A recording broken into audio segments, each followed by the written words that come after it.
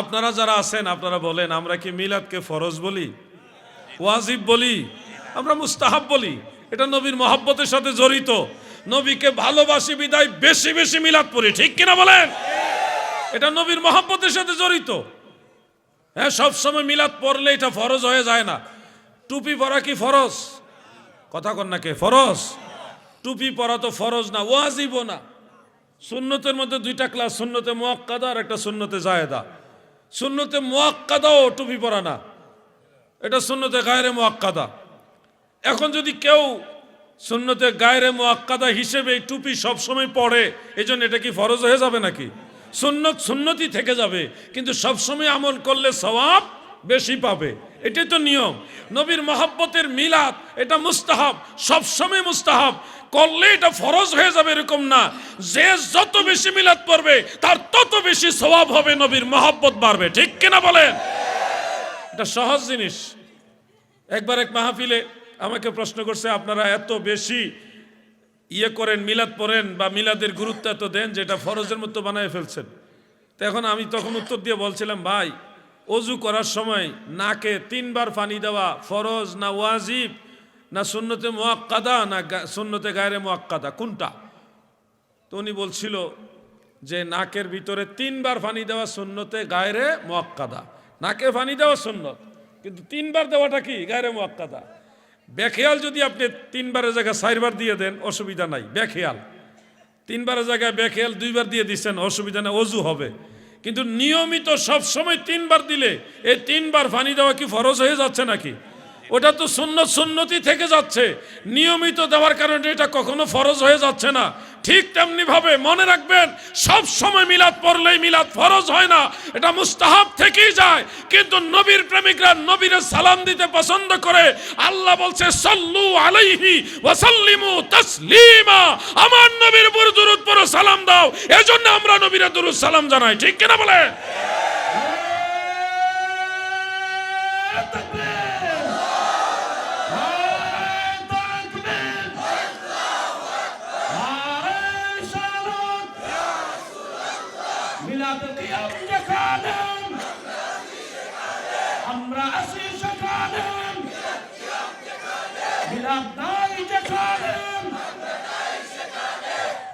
পাবনায় এক মাহফিলে গিয়েছিলাম, সাথিয়া থানায়।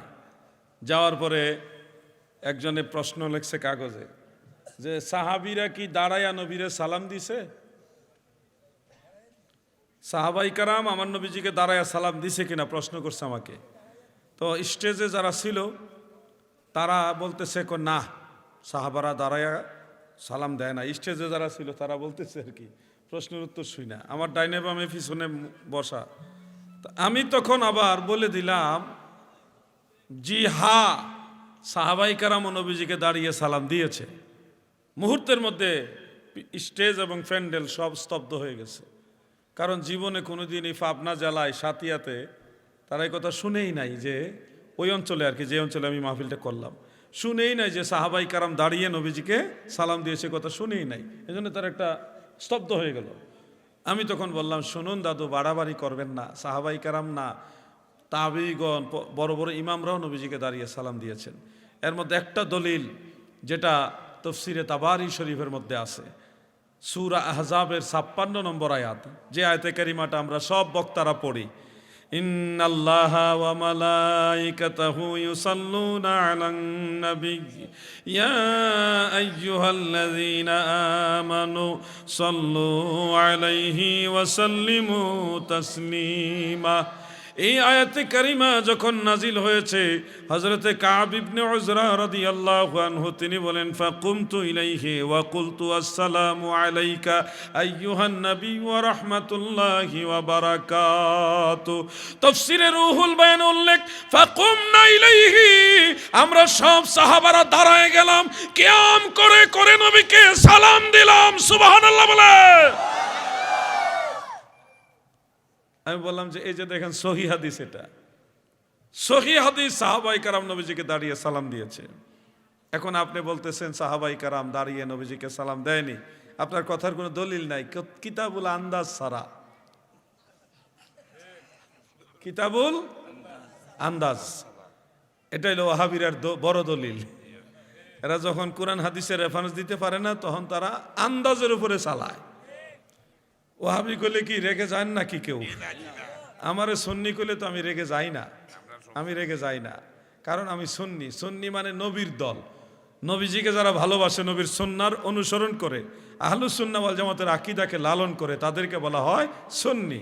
আর ওয়াহাবি বলা হয় যারা নবীজিকে সাধারণ মানুষ মনে করে, নবীজিকে রক্তে মাংসে দুষে গুণে মানুষ মনে করে, নবীজিকে এলমে গায়েব জানেন এটা বিশ্বাস করে না, নবীজিকে তুচ্ছ তাচ্ছিল্য করে, তাদেরকে বলা হয় ওয়াহাবি। আমরা কি সেই নবীর বিরোধীদের দলে যাইব? জোরে কোন যাবেন? এজন্য কথাগুলি প্রসঙ্গে চলে আসছে, এজন্য বললাম। মনে রাখতে হবে কোরআনের মধ্যে কোনো ভুল নাই।